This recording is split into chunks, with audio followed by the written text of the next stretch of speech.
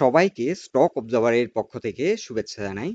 বন্ধুরা, আজ আমরা সাপ্তাহিক মার্কেট নিয়ে বিশ্লেষণ করব এবং আগামী সপ্তাহে পুঁজিবাজার কেমন যাবে আপনাদের কিছুটা ধারণা দেওয়ার চেষ্টা করব।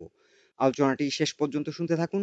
আর আলোচনাটির শুরুতে আমি রিকোয়েস্ট করব, ডিসক্লেমার অংশটি আপনারা ভালো করে পড়ে নেবেন। পুঁজিবাজার ঝুঁকিপূর্ণ। আপনার কোনো পার্সোনাল বাই এবং সেলের কারণে আপনি যদি ক্ষতিগ্রস্ত হয়ে থাকেন, সে দায় স্টক অবজার্ভার বহন করবে না। শুরুতেই দেখে নিচ্ছি সপ্তাহ শেষে সূচকের অবস্থান।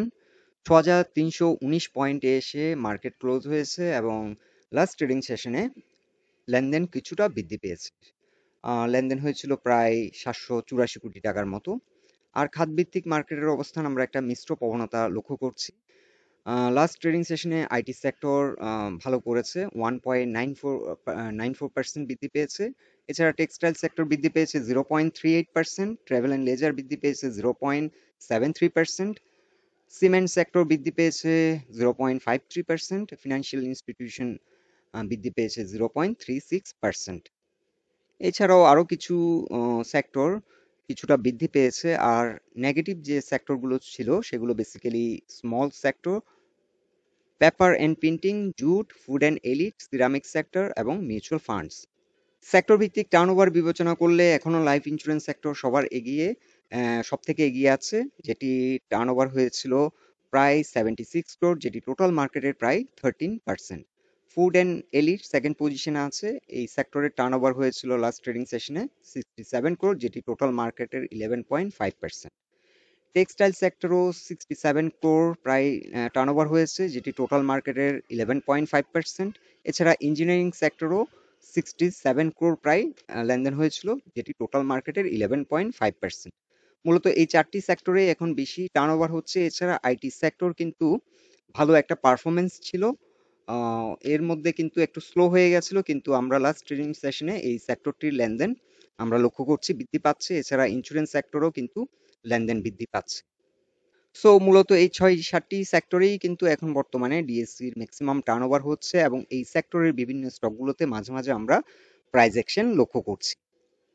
এখন আমরা ডিএসসি ব্রড ইন্ডেক্সের ডে চার্ট নিয়েছি এবং টেকনিক্যালি আমরা মার্কেটের অবস্থান দেখে নিচ্ছি। লাস্ট আমি মার্কেট আপডেটে আপনাদেরকে বলেছিলাম যে মার্কেট এখানে ৬,৩২১ পয়েন্টে এসে একটা বড় রকমের সেল প্রেশার ফেস করবে এবং মার্কেট কিছুটা রিট্রেস করতে পারে। সো লাস্ট ট্রেডিং সেশনে মার্কেট কিন্তু ৬,২২৮ পয়েন্ট পর্যন্ত হিট করেছিল, কিন্তু এই পয়েন্ট থেকে আবার রিজেকশন হয় এবং ডে এন্ডে এসে ৬,৩১৯ পয়েন্টে এসে ক্লোজ হয়। সো এখানে একটি পিভট রেসিস্ট্যান্স এক্সিস্ট করছে ৬,৩২১ থেকে ২২। এই জোনটি বাজারের জন্য এখন চ্যালেঞ্জ এবং এটি ব্রেকআউট করতে পারলে মার্কেট আবার একটা স্ট্রং মোমেন্টাম পাবে এবং বিভিন্ন স্টকগুলোতে আবার ভালো প্রাইস অ্যাকশন লক্ষ্য করা যাবে এবং মার্কেটের টার্নওভারও বৃদ্ধি পাবে।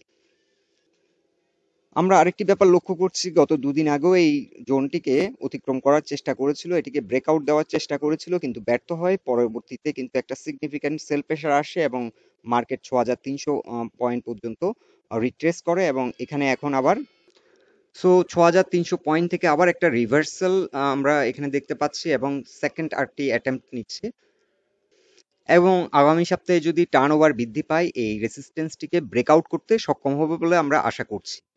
আর এখানে যে বিষয়টি, মার্কেট কিন্তু রিসেন্টলি ৬,৩৭৬ পয়েন্ট পর্যন্ত হিট করেছিল এবং এখান থেকে কিন্তু একটা বড় রকমের কারেকশন হয়েছে এবং কারেকশন হওয়ার পর এখন যে রিভার্সালটি এখন আমরা দেখতে পাচ্ছি, গ্র্যাজুয়ালি ভলিউম বৃদ্ধি পাচ্ছে, এটি একটি ভালো দিক। সো নেক্সট উইক যদি ভলিউম বৃদ্ধি পায় এবং অ্যাভারেজ ভলিউম থেকে যদি কিছুটা ভলিউম বৃদ্ধি পায়, তাহলে এই রেসিস্ট্যান্সটি ব্রেকআউট করতে সক্ষম হতে পারে। আর রেসিস্ট্যান্সটি যদি সাকসেসফুলি ব্রেকআউট করতে পারে, তাহলে আমরা হয়তো মার্কেটে দেখবো একটা টার্নওভারও বৃদ্ধি পাচ্ছে।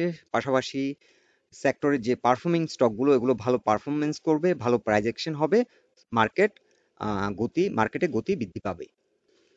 এখন মার্কেটে যে ফার্স্ট সাপোর্টটি আছে সেটি হচ্ছে ৬,৩১৪, এরপরে সাপোর্ট আছে ৬,৩১১ এবং তারপরেও কিছুটা পরে নিচে আছে ৬,৩০৯ পয়েন্টে এসে মার্কেট ভালো রকমের একটা সাপোর্ট আছে। এখানে মার্কেটে 20 এবং 200 এক্সপোনেনশিয়াল মুভিং অ্যাভারেজের সাপোর্ট এবং এখানে মার্কেট সাপোর্ট পাচ্ছে এবং তার আগে যে সাপোর্টটি পেয়েছিল সেটি হচ্ছে ৬,৩০০ পয়েন্টে এসে মার্কেট সাপোর্ট পেয়েছিল, এটি একটি strong support. So overall market এখন ভালোই করবে আশা করছি। তবে একটি ব্যাপার আমাদেরকে মাথায় রাখতে হবে, এখন জুন ক্লোজিং হিসেবে মার্কেট কিছুটা, যেহেতু লাস্ট উইক, মার্কেট কিছুটা স্লো থাকতে পারে। এখন আমরা দু একটি সেক্টর দেখে নিচ্ছি যে সেক্টরগুলো বর্তমানে ভালো করছে, ভালো ভলিউমে লেনদেন হচ্ছে। আমরা লাইফ ইন্স্যুরেন্স সেক্টর নিয়ে এখন এখানে আর রিভিউ দিচ্ছি না, আমরা আলাদা একটি পোস্ট করেছি লাইফ ইন্স্যুরেন্স সেক্টর নিয়ে। সো যারা যারা লাইফ ইন্স্যুরেন্স সেক্টরে ইন্টারেস্টেড আমাদের পোস্টটি দেখে নেবেন। আমরা এখন দেখে নিচ্ছি ফুড অ্যান্ড এলিড সেক্টরটির আমরা ডে চার্ট নিয়েছি। ডে চার্টে সেক্টরটি আমরা যেটি লক্ষ্য করছি, এটি 50 এক্সপোনেনশিয়াল মুভিং অ্যাভারেজের উপরে এখন অবস্থান করছে এবং এটি একটি ড্রাইভ দিয়েছিল লাস্ট ডে। এটি পিভট পয়েন্টকে অতিক্রম করার চেষ্টা করেছিল এবং এখানে এসে 200 এক্সপোনেনশিয়াল মুভিং অ্যাভারেজে এসে রেজিস্ট্যান্স ফেস করে এবং এখান থেকে রিট্রেস করে। এই সেক্টরটি আপনারা একটি বিষয় খেয়াল রাখবেন, এই সেক্টরটি ওয়াচ লিস্টে রাখতে পারেন এখন 284 এই জোনটাকে যদি অতিক্রম করে এই সেক্টরে কিন্তু একটা ট্রিমেন্ডাস পারফরমেন্স হবে। এটি 200 এক্সপোনেনশিয়াল মুভিং অ্যাভারেজের উপরে চলে আসবে এবং 200 এক্সপোনেনশিয়াল মুভিং অ্যাভারেজের উপরে আসলে কিন্তু এই সেক্টরের বিভিন্ন স্টকগুলোতে স্ট্রং একটা প্রাইস অ্যাকশন আপনারা হয়তো দেখবেন। সো এই সেক্টরটি এখন আপনারা ওয়াচ লিস্টে রাখতে পারেন যাদের যাদের নেই, আর যাদের আছে এই সেক্টরের বিভিন্ন স্টকগুলো হোল্ডিংস তারা চাইলে হোল্ড করতে পারেন। সেক্টরটি ভালো হওয়ার সম্ভাবনা আছে, এটা গ্র্যাজুয়ালি ভলিউম বৃদ্ধি পাচ্ছে এবং এখানে কিন্তু একটা গুরুত্বপূর্ণ রেসিস্টেন্স ব্রেকআউট করার চেষ্টা করছে। সো সেক্টরটি যদি এই রেসিস্টেন্সটি ব্রেকআউট করতে পারে তাহলে আমাদের ফার্স্ট টার্গেট হবে 295, আর সেক্টরটির জন্য এখন সাপোর্ট আমরা অলরেডি মেনশন করছি 277। এখানে 50 এক্সপোনেনশিয়াল মুভিং অ্যাভারেজের সাপোর্ট এবং তার কিছুটা নিচে 20 এক্সপোনেনশিয়াল মুভিং অ্যাভারেজের সাপোর্ট, যেটি 276।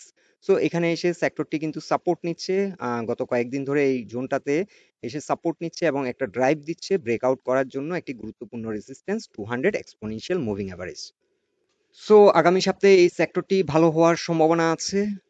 এখন আমরা দেখে নিচ্ছি টেক্সটাইল সেক্টরের অবস্থান। এই সেক্টরটিও কিন্তু ভালো একটা পজিশনে আছে। এটি আমরা গতদিন একটি আপডেট দিয়েছিলাম এই সেক্টর নিয়ে এবং সেখানে বলেছিলাম যে সেক্টরটি এখন কিন্তু 220 এবং 50 এক্সপোনেনশিয়াল মুভিং অ্যাভারেজের উপরে আছে, কিন্তু এই জোনটাতে এসে কনসলিডেশন হচ্ছে এবং বারবার 44 এই জোনটা থেকে রিজেক্ট হচ্ছে। এখানে R1 একটি রেসিস্ট্যান্স এবং ইন্ডেক্স চার্টে আমরা যদি উইকলি চার্টে এটি লঙ্গার হরাইজনে দেখি, এখানে ইন্ডেক্স পয়েন্টে এই জোনটাতে কিছুটা রেসিস্টেন্স অবস্থান করছে আর তার কিছুটা উপরে কিন্তু পিভট।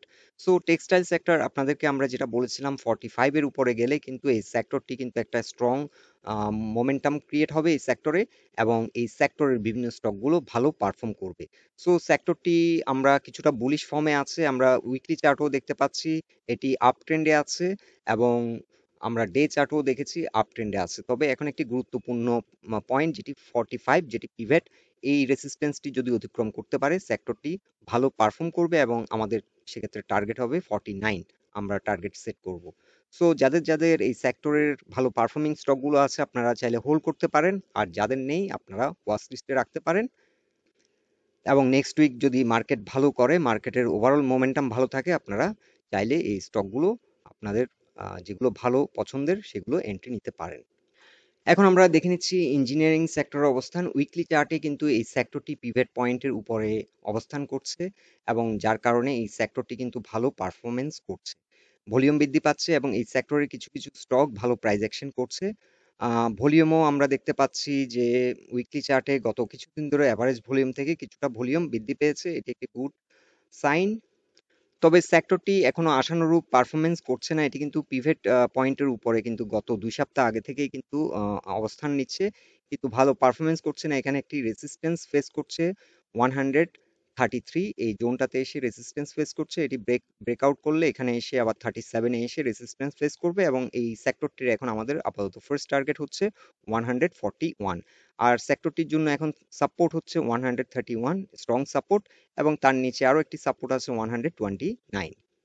সো এই সেক্টরটিও ভালো পারফরমেন্স করবে বলে আমরা আশা রাখছি এবং আপনাদের যাদের যাদের এই সেক্টরের ভালো পারফর্মিং স্টকগুলো আছে আপনারা চাইলে হোল্ড করতে পারেন এবং যাদের নেই আপনারা ওয়াচ লিস্টে রাখতে পারেন।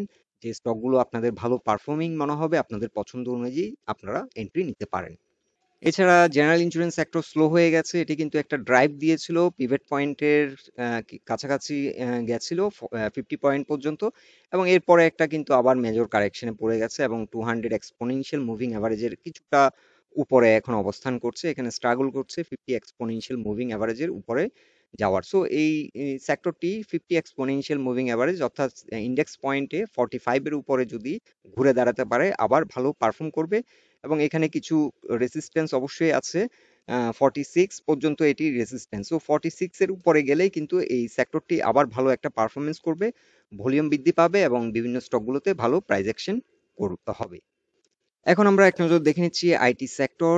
আইটি সেক্টর নিয়ে আমি অলরেডি একটি আপডেট দিয়েছি, আপনারা চাইলে দেখে নিতে পারেন যাদের ইন্টারেস্ট আছে এই সেক্টর নিয়ে। সেক্টরটি এখন ভালো একটা পারফরমেন্সের মধ্যে আছে এবং এটি কিন্তু গত 1 বছর ধরে কিন্তু ভালো একটা পারফরমেন্স করেছে এই সেক্টরটি।